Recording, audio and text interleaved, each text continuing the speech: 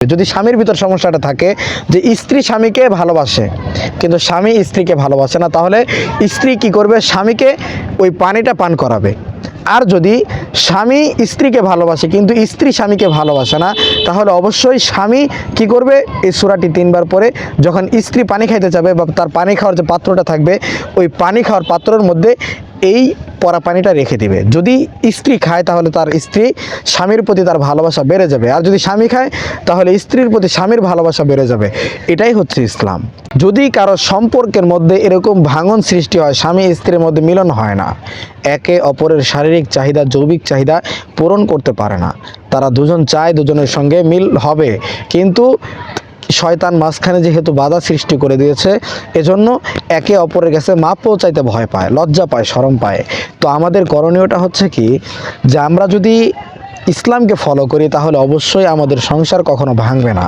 সমাজে এমন অনেক স্বামী স্ত্রী রয়েছে যাদের মধ্যে মিল মোহাব্বত না থাকার কারণে একে অপরের সঙ্গে তারা দুজন যৌন চাহিদা পূরণ করতে পারে না। অর্থাৎ স্বামীর সে সারাদিন পরিশ্রম করে যখন বাড়িতে ফিরে আসে, আসার পর তার স্ত্রীকে তার আদর করতে মনে চায়, তাকে একটু তার শারীরিক চাহিদা পূরণ করতে মনে চায়, কিন্তু স্ত্রী এমন পর্যায়ে চলে গেছে যে স্বামীর কোনো কথা স্ত্রী শুনতেই চায় না। স্বামীকে দেখলে তার শরীর শিউরে ওঠে, মানে রাগান্বিত হয়ে যায়, কারণ তারা দুজন দুজনের মধ্যে এখন আর আগের মতো পারস্পরিক সম্পর্কটা নেই, সেটা শয়তানের মাধ্যমে ভাঙন সৃষ্টি হয়ে গেছে। দুজন দুজনকে যদি ভালোই না বাসে তাহলে তো এই সম্পর্কের মধ্যে মিলন হবে না। মিলন না হলে এই সম্পর্ক বেশি দিন টিকবেও না। কারণ হাদিসের মধ্যে আমরা যেটা স্পষ্ট পেয়েছি সেটা হচ্ছে, যদি স্ত্রী স্বামীর সঙ্গে রাগ হয়ে যদি সে স্ত্রী স্বামীর কোনো কথার অমান্যও করে, তাহলে সে যদি স্বামী কোনো ইসলামী শরিয়ত মোতাবেক স্ত্রীকে কোনো হুকুম করে এবং স্ত্রী যদি সেটাকে পালন না করে, তাহলে 24টা ঘন্টা এই স্ত্রীর উপর আল্লাহ তাআলা লানত বর্ষণ হতে থাকবে।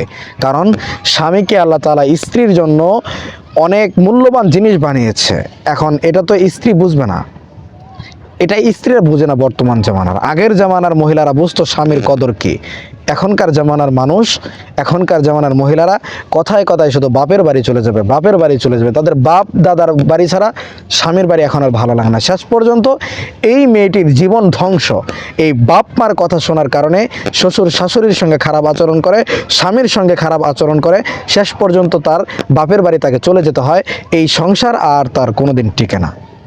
তো প্রিয় ভাই বোন, আমি আপনাদেরকে রিকোয়েস্ট করব, যদি আপনাদের সংসারের মধ্যে এরকম অবস্থা তৈরি হয় যে স্ত্রী স্বামীকে ভালোবাসে কিন্তু স্বামী স্ত্রীকে ভালোবাসে না, অথবা স্বামী স্ত্রীকে ভালোবাসে কিন্তু স্ত্রী স্বামীকে ভালোবাসে না, যদি এমনটা হয়ে থাকে আপনাদের কারো সম্পর্কের মধ্যে, তাহলে অবশ্যই আজকের ভিডিওটি আপনাদের জন্য খুবই কাজে আসবে।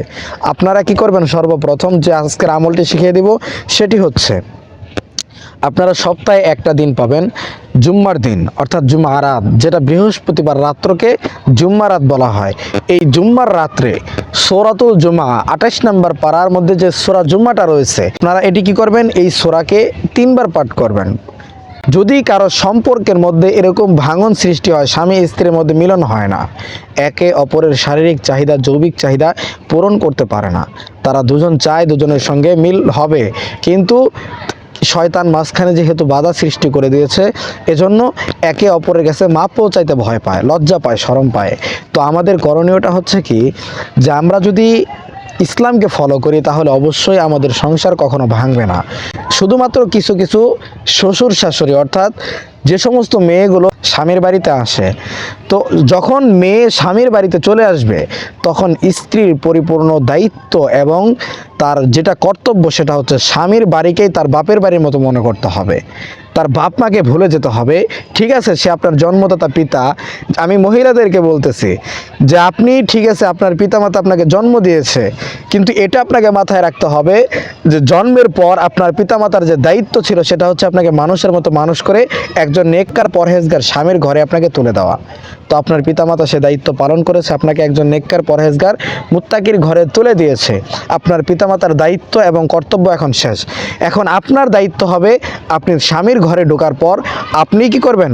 স্বামীর ঘর গোছাবেন, শ্বশুর শাশুড়ির খেদমত করবেন, পিতামাতার মতো আদর করবেন, কারণ আপনাকে সারা জীবন মৃত্যুর আগ পর্যন্ত আপনাকে আপনার শ্বশুর বাড়িতে থাকতে হবে। সুতরাং যদি আপনি আপনার শ্বশুর শাশুড়িকে আপনার পিতামাতার মতো বানিয়ে ফেলতে পারেন, তাহলে আপনার সুখ এখানেও চলে আসবে। এটা আমাদের কিছু সমাজের নারীরা বুঝতে চায় না। তারা যদি কোনো বিষয় নিয়ে ঝগড়াঝাটি হয়, শ্বশুর শাশুড়ির সঙ্গে কোনো কথা নিয়ে কথা কাটাকাটি হয়, বর্তমান সমাজের ফিতনার জামানার মেয়েরা কী করে?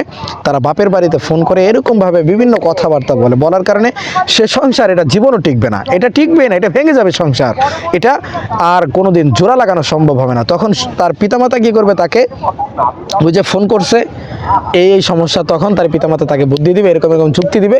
এই যুক্তি শুনে শয়তান তাদের মাঝখানে এমন একটা ফাটল সৃষ্টি করবে, এই সম্পর্ক আর জীবনও টিকবে না, শেষ পর্যন্ত ডিভোর্স নয়তো তালাক। এটাই হচ্ছে বাস্তব, এটাই বাস্তব। আপনারা বিশ্বাস করেন না?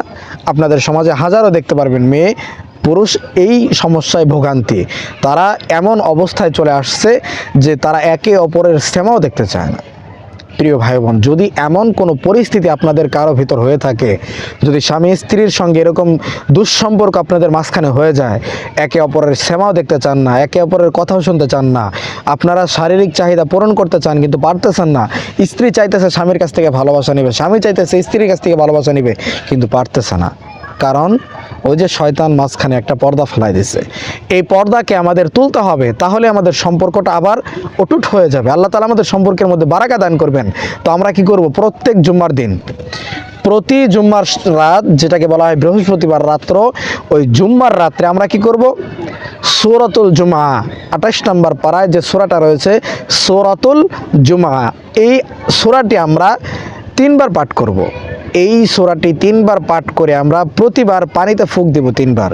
প্রথমবার যখন পড়েছি, পড়ার পর পানিতে ফুঁক দেব, আবার যখন পড়েছি এটা পরে আবার ফুঁক দেব, আবার যখন পড়েছি তখন আবার ফুঁক দিয়ে 3 বার। যখন স্বামী পানি খাইতে যাবে, যদি স্বামীর ভিতর সমস্যাটা থাকে যে স্ত্রী স্বামীকে ভালোবাসে কিন্তু স্বামী স্ত্রীকে ভালোবাসে না, তাহলে স্ত্রী কি করবে? স্বামীকে ওই পানিটা পান করাবে। আর যদি স্বামী স্ত্রীকে ভালোবাসে কিন্তু স্ত্রী স্বামীকে ভালোবাসে না, তাহলে অবশ্যই স্বামী কি করবে?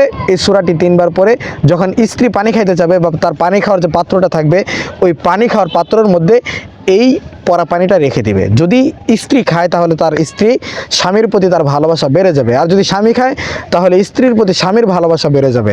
এটাই হচ্ছে ইসলাম। আমরা কি করি? এটাকে কঠিন মনে করি যে সম্পর্ক বোধহয় আর টিকবে না, আর টিকানো সম্ভব হবে না। প্রিয় ভাই, এটা আল্লাহ তাআলা কোরআন আমাদেরকে দিয়েছেন, ওয়ানুনাজ্জিলু মিনাল কোরআনি মা হুয়া শিফা। আল্লাহ তাআলা কোরআন নাজিল করেছেন মুমিনদের জন্য শিফা। এখন শিফাকে যদি আমরা কাজে লাগাতে না পারি, আমরা সঠিকভাবে ব্যবহার করতে না পারি, তাহলে তো এটা কোরআনের দোষ না, এটা নবী রাসূলদেরও দোষ না, কোনো আউলিয়া বুজুর্গদেরও দোষ না, কোনো ব্যক্তির দোষ না, এটা আপনার দোষ।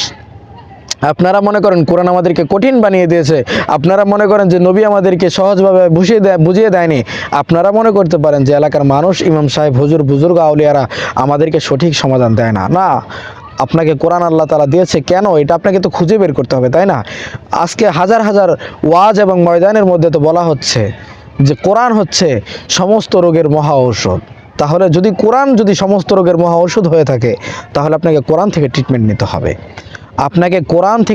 নিতে হবে, তবেই তো আপনার সংসারে শান্তি, সুখ শান্তি চলে আসবে। প্রিয় ভাই, যদি আপনার স্ত্রীর সঙ্গে আপনার সম্পর্কটা দুঃসম্পর্ক হয়ে থাকে, তাহলে অবশ্যই আপনি পালন করার চেষ্টা করবেন। আল্লাহ তাআলা অবশ্যই আপনাদের সংসারের মধ্যে বারাকা দান করবেন। আপনারা আমল করবেন, পরীক্ষিত আমল। যদি আমল করে ফলাফল না পান, তাহলে অবশ্যই জানাবেন যে ভাই আমরা তো আমল করেছি কিন্তু ফলাফল পাচ্ছি না। আল্লাহ তাআলা অবশ্যই আপনাদেরকে এর উত্তম ফলাফল দান করবেন।